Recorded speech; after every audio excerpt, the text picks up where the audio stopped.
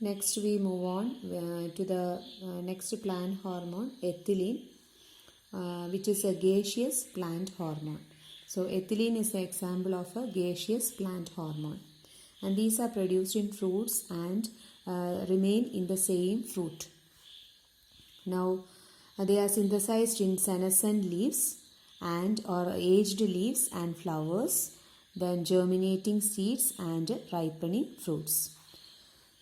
Now coming to the functions of ethylene, they cause reduction in the stem elongation. That means they are not bringing about stem elongation, but they reduce the stem elongation process and acceleration of the senescence. That means aging process is speeded up by the influence of ethylene.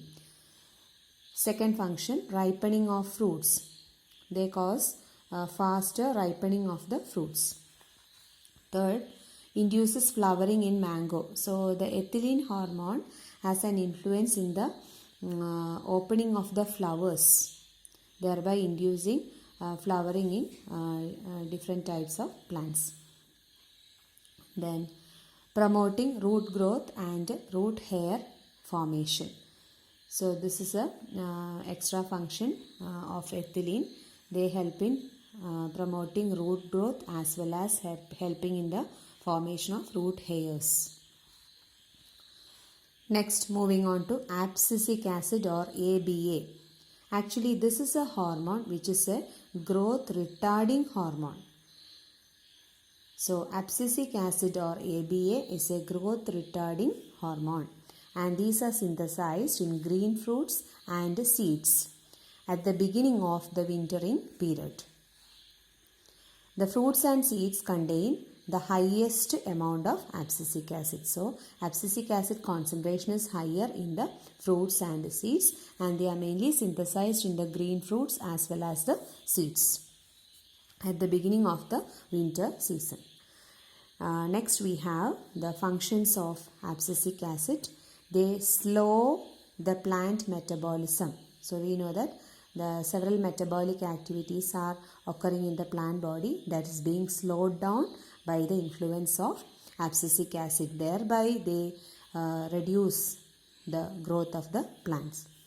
Second point, inhibits seed germination and development. So they are stopping the seed germination as well as the development of the seeds, thereby the bringing about a situation where the seeds are able to withstand the desiccation process. That means they are remaining in the dormancy stage so that they are well protected from the unfavorable weather condition. So by inhibiting the seed germination, the abscisic acid helps to withstand desiccation of the seeds.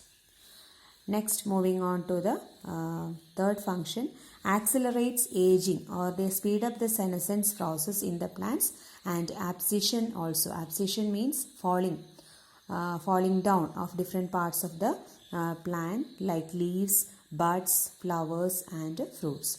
So accelerating the senescence or aging and abscission, that is the main function of abscisic acid. Thereby the name abscisic acid.